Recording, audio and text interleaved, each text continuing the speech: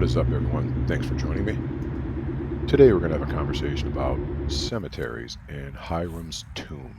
You're going to want to stick around for this. So walking through your local cemetery, you'll probably see stones like this. They're amongst the oldest in your cemetery. These are Connecticut Brownstone. This one dates back to 1763. This one has the soul effigy on it, which signifies the peaceful transition from life to death.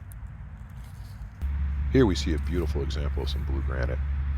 It may even have come from the quarry we visited a couple episodes back. This is almost 100 years newer than the previous stone we looked at. This stone is still used to make these types of memorials today, but not quite this large. Let's see what else we can find here. These smaller white marble ones more than likely have Puritan roots, as they would encourage simpler monuments with no inscriptions and just the name. And some are much more grand in structure, like this one here. This is the family plot of Samuel Williston. He was one of the founders of the esteemed Williston Northampton Preparatory School, which is just beyond the trees in the background there. He's buried to the right-hand side here, along with his father, Payson, who was the first pastor here in the town of East Hampton.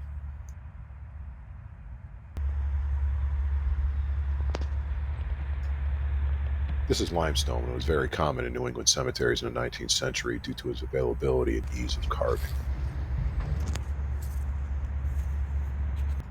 And you can see between the monument and the post for the fence, there was quite a bit of limestone used here.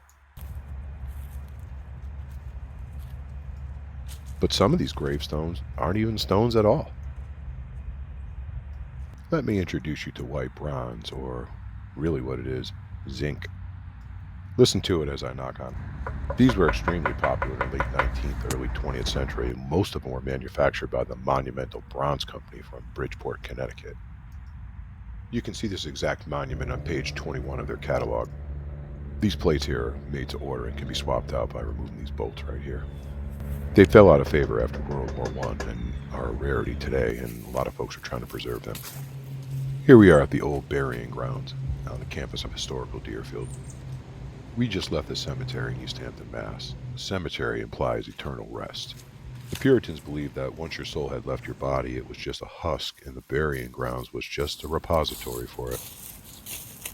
And you don't have to wander far before you see examples of stones from the 1700s, like this one here, which also has a footstone.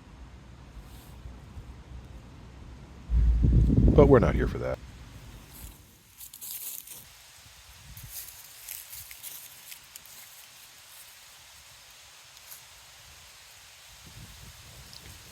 We're not even here for this table tomb, which is from the early 1700s, which you hardly ever see anymore. It's so weathered you can't even read the inscription.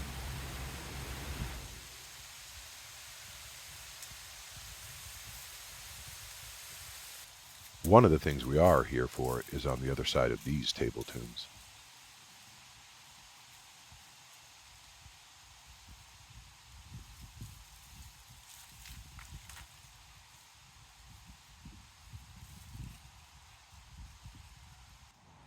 This pile of earth that you see in front of us is a mass grave.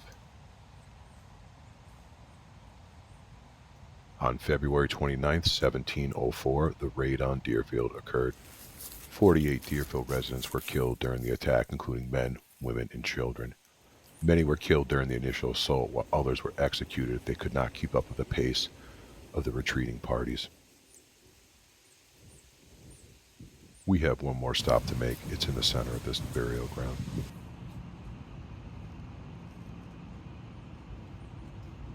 This is the grave of John Williams. He and his family were captured during the Deerfield raid and were forced to march 300 miles back during the winter to Canada. During this ordeal, his wife Eunice and 2 of his children were killed.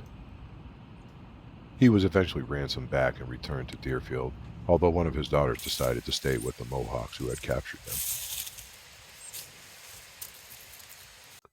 Let's head to Pelham, Massachusetts for a really bizarre story.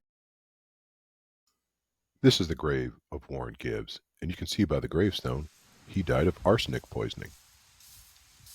Warren's family insisted that his wife Mary poisoned him, and they put it right on his gravestone, as you can see here. Mary's family stood by her and her innocence, and she was never charged with any crime. There was so much contention about this gravestone, it had been stolen multiple times, blown up, and smashed. This is just a replica of the last gravestone that was used. The last original one is on display in Pelham Historical Society Museum in Pelham, Mass. I did try to stop by and get us some footage of it, but it was actually closed on a Sunday. It wasn't a wasted trip, however, because I spotted this beautiful stone in the graveyard just next to it. So what about Hirams Tomb? Before we talk about that, why don't you take a moment to like, comment, and subscribe. So after driving many side roads, back roads, gravel roads, and dirt roads, and 2 unmarked trails, I finally found the right trail to this. This is the tomb of Hiram Smith. And yes, this is a boulder on top of a hill in the middle of the forest.